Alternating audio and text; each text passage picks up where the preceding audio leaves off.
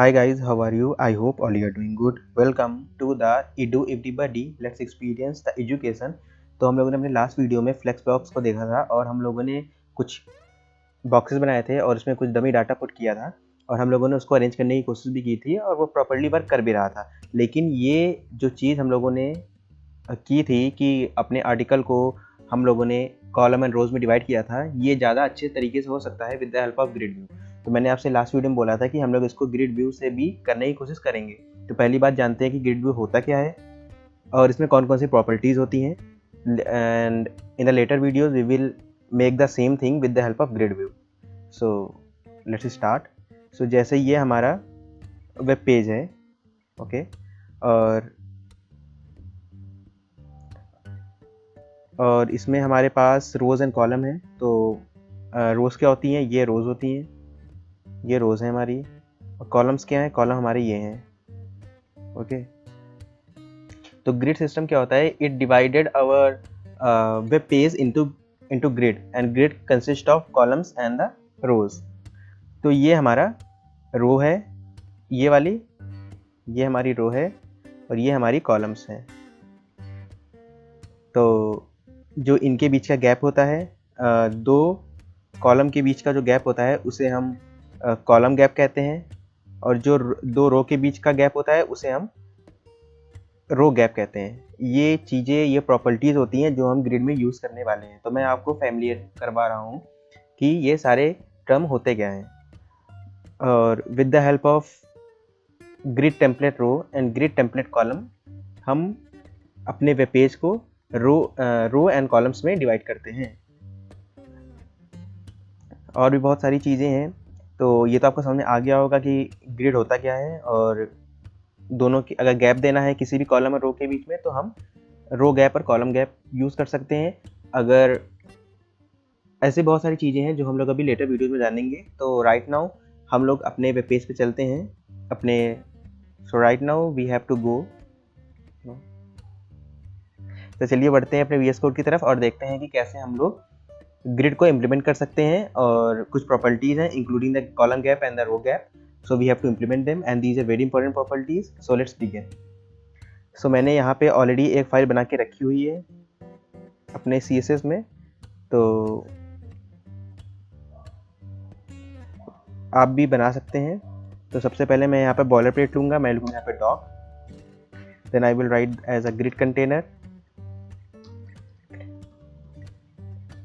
then I will make a div and inside that div I will make some small div as well.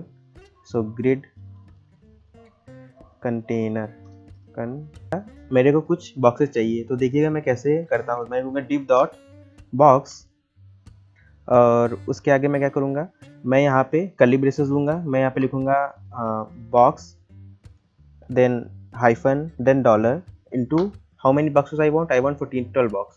I will click enter. Now as you can see the data has been inserted and instead of the dollar our data has been replaced with 1 2 3 4 5 6 7 8. So I hope this is a new way you have got how you can make the boxes into a single into. So I hope you have got that how we can make the box by writing a single line. So let's start with our styling part. So I will write the style. Inside that I will give the display as grid. So ये करेगा क्या है, ये हमारे जितने भी item है उनको ग्रिड आइटम बना देगा। अब हमने यहाँ पे ग्रिड दिया। तो अगर मैं बैकग्राउंड कलर करता हूँ, background colour is equal to red, you can take, and border 1 pixel solid red, solid black.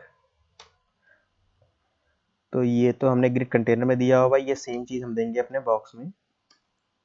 तो ये आप देखो कि ये जब जब हम इसको ग्रिड देंगे तो ये कंप्लीट 100% विड्थ लेगा। अगर मैं यहाँ पर इनलाइन ग्रिड करता हूँ तो क्या हो जाएगा कि जितना इसका कंटेंट होगा केवल उतनी ही विड्थ और हाइट वो लेगा। आई होप कि आप लोगों को क्लियर होगा कि ग्रिड और इनलाइन ग्रिड में क्या डिफरेंस है। अब मान लो कि ये तो हमने रो में कर दिया। अब मान लो कि हमको चाहिए कि हमको पता है कि मेरे जो फर्स्ट सेकेंड थर्ड बॉक्स है उनकी हाइट डिफर होगी, बाकी सबकी हाइट सेम रहने वाली है। तो उसके लिए आप यहाँ पे लिखोगे ग्रिड टेम्पलेट रोज। आप यहाँ पे स्पेसिफाई कर सकते हो हाइट ऑफ द रो। तो मैंने लिखा कि मेरे को 30 पिक्सल चाहिए, मेरे को 50% चाहिए। तो आप देखो फर्स्ट की तो 30 पिक्सल हो गई है, सेकेंड की 50% हो गई है। तो मैं बैकग्राउंड कलर यहाँ से हटा के मैं बैकग्राउंड कलर यहाँ दूंगा, क्योंकि मेरे बैकग्राउंड कलर मेरे को बॉक्स आइटम में चाहिए, ना कि ग्रिड कंटेनर में। तो आप देखो फर्स्ट सेकेंड एंड थर्ड जो ब्लॉक है उनकी हाइट डिफर हो चुकी है, बाकी सबकी हाइट सेम है। और अगर आपको बाकी की हाइट भी पता है कि बाकी की हाइट क्या होने वाली है, तो आप यहाँ पे दे सकते हो ग्रिड ऑटो रोज, यहाँ पे आप 100 पिक्सल दे दो, तो बाकी सबकी हाइट 100 पिक्सल हो जाएगी। अब आपको ये रो में तो चाहिए, साथ में आपको कॉलम में भी चाहिए। आपको पता है कि हमारे एक वेब पेज में 3 कॉलम होने वाले हैं, 4 होने वाले, 5 होने वाले, डिपेंड अपॉन योर नीड। तो उसके लिए आप क्या करोगे, आप लोगोगे यहाँ पर ग्रिड टेम्पलेट कॉलम, मान लो 100 पिक्सल 100 पिक्सल, तो ये 100 पिक्सल में बदल जाएगा।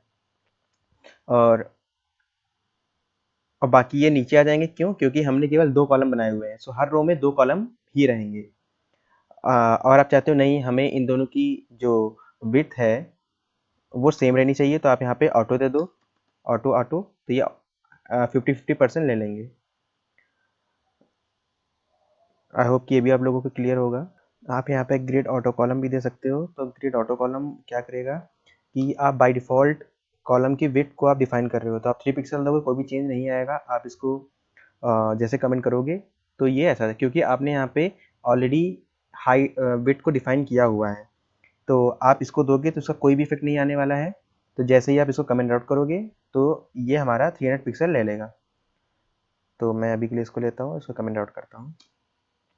आप यहाँ पे 50 पिक्सल ले लोगे तो यहाँ पे 3 आ जाएंगे। बाकी आप ऑटो ले लोगे तो यहाँ पे ऑटो वाला ले ले, क्योंकि आपने 4 डिफाइन किया हुआ है, तो यहाँ पे 4 कॉलम्स आएंगे। और आप क्या कर सकते हो, आप यहाँ पे ग्रिड, मैंने आपको जैसे बताया था कि column gap and row gap भी होता है। तो कॉलम गैप आपने 10 पिक्सल दिया तो 10 पिक्सल हो जाएगा, और रो गैप आपने यहाँ पे 20 पिक्सल दिया तो 20 पिक्सल हो जाएगा। ये तो इतनी हो गई। अब हम लोग दोबारा आते हैं grid template row and grid template column पे। क्यों? क्योंककि हम यहाँ पे हम लोग एफ आर भी डिफाइन कर सकते हैं। तो एफ आर का मतलब होता है फ्रैक्शन। फ्रैक्शन का क्या मतलब हुआ, जैसे मैंने यहाँ पे लिखा 1 F R, 2 F R and 3 F R. तो उसका मतलब क्या हुआ कि जितना भी जो विड्थ है थर्ड बॉक्स को, वो 3 गुना मिलेगी in comparison to the first box. जो सेकंड बॉक्स है उसको 2 गुना मिलेगी in comparison to the first box, जैसे कि आप देख पा रहे हो। लेकिन अगर मैं यहाँ पे पिक्सल और रैम और एम वैल्यू भी लिखता हूँ तब भी ये प्रॉपर्ली वर्क करेगा। तो आई होप कि आप लोगों ने इसको देखा अभी तक कि ये कैसे वर्क कर रहा है, तो उसके हिसाब से आप लोगों को समझ में आ गया होगा। मैंने यहाँ पे लिखा 30 पिक्सल 50% एंड 2 एफ आर। तो आप देखो कि ये उसी हिसाब से एडजस्ट हो गया है। इसने लिया 30 पिक्सल, इसने लिया 50% एंड इसलिए लिया 2 एफ आर।